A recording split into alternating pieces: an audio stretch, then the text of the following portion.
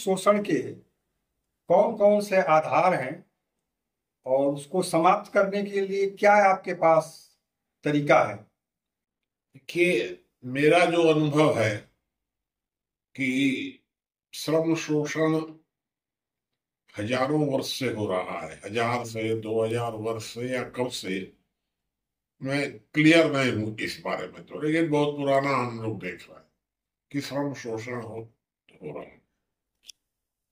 श्रम शोषण के उस समय दो आधार थे।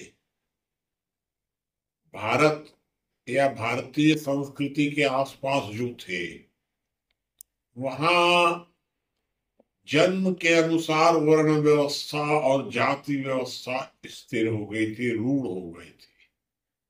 ये सीधा सीधा श्रम शोषण था।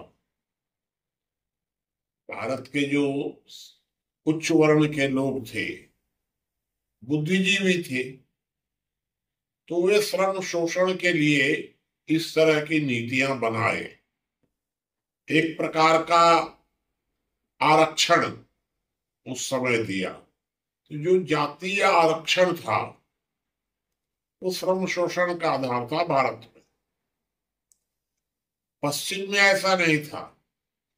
पश्चिम ने श्रम शोषण के लिए कृत्रिम ऊर्जा का आविष्कार किया और कृत्रिम ऊर्जा को बढ़ाया।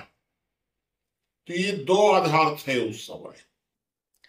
अब वर्तमान समय में लगभग जाति व्यवस्था भी अब रूढ़ नहीं है, वर्ण व्यवस्था भी रूढ़ नहीं है, खत्म हो रही है। तो भारत में श्रम शोषण के लिए अब वर्ण व्यवस्था और जाति व्यवस्था का कोई उपयोग नहीं हो रहा है। फिर ये जातीय आरक्षण भी दे दिया गया है। तो यहां अब श्रम शोषण के लिए चार आधारों पर काम हो रहा है। पहला है कि कृत्रिम ऊर्जा को सस्ता रखा जाए। ये श्रम शोषण का आधार है। दूसरा है कि श्रम का मूल्य कृत्रिम रूप से बढ़ाया जाए। ये श्रम शोषण का एक आधार है। तीसरा श्रम शोषण का आधार है जातीय आरक्षण, जो वर्तमान में दिया गया है।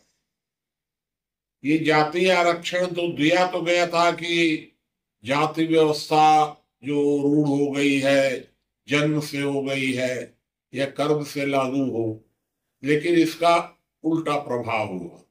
ये श्रम शोषण का आधार बन गया। और चौथा आधार है कि जो श्रम का मूल्य बढ़ाया जाता है, काम नहीं दिया जाता है, ये तो श्रम शोषण का एक बड़ा आधार है ही, बड़ा आधार है ये, श्रम का मूल्य बढ़ाना। लेकिन जो शिक्षित बेरोजगारी शब्द बनाया गया है, यह भी श्रम शोषण का आधार है। तो मेरे हिसाब से श्रम शोषण के लिए भारत में चार योजनाओं पर काम चलता रहता है। कृत्रिम ऊर्जा मूल्य नियंत्रण, कृत्रिम श्रम मूल्य वृद्धि, जातीय आरक्षण, और चौथा है शिक्षित बेरोजगारी। ये चार आधार मैं मानता हूं। मुनि जी, पहले जो श्रम शोषण का जो आधार था वो तो वर्ण व्यवस्था था कि जमीनों पर कुछ लोगों का कब्जा होता था और उस जमीनों पर लोगों से श्रम कराया जाता था और उसका जो उत्पादन होता था अपने पास रख लिया जाता था। उसमें से थोड़ा बहुत श्रमिक को दे दिया जाता था ताकि वो जिंदा रहे। लेकिन अब श्रम शोषण का जो स्वरूप है वो तो बदला है। तो गांव से लोग खेती में, कोई सब घाटे का सौदा हो गया है, कोई किसान नौजवान खेती में जाना भी नहीं चाहता है। यहाँ तक कि जिसके जमींदार भी खेती छोड़ करके व्यवसाय में, नौकरी में जा रहे हैं।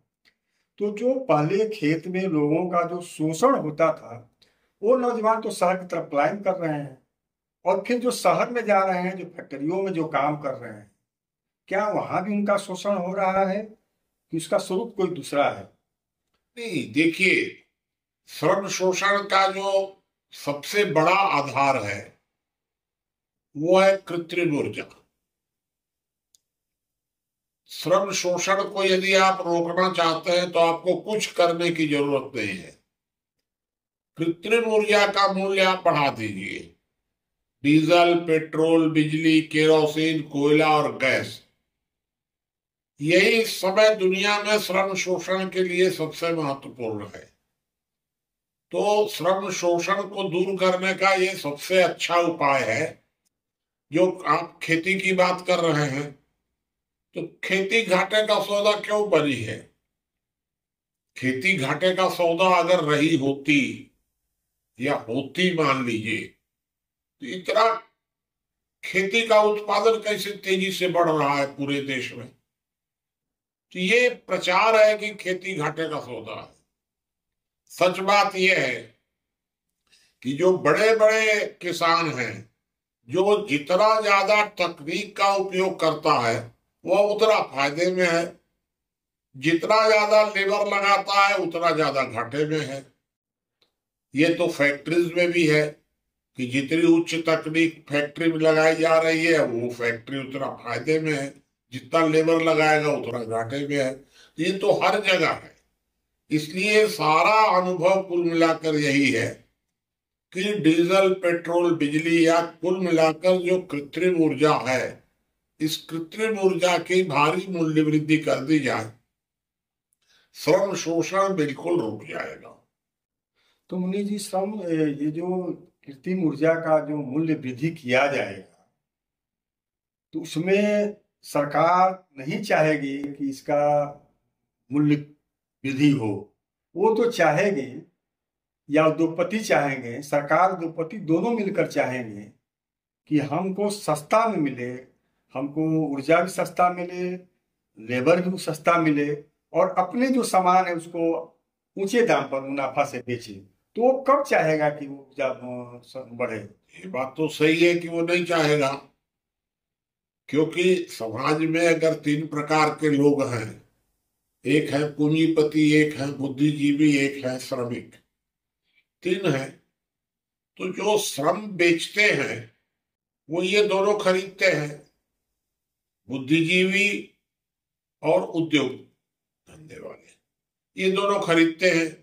ये दोनों कभी नहीं चाहेंगे कृत्रिम ऊर्जा का मूल्य बढ़े, और सरकार इसलिए नहीं चाहेगी कि सरकार तो इन्हीं दोनों पर निर्भर है।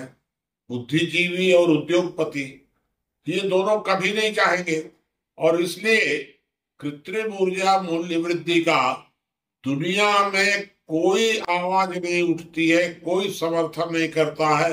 हम लोगों को छोड़ करके कोई इस मुद्दे पर नहीं बोलता है, लेकिन इसके अलावा कोई उपाय नहीं है। तो इसलिए मेरा तो ये मत है कि उपाय तो यही है, कैसे होगा, कौन करेगा, ये मैं नहीं कह सकता।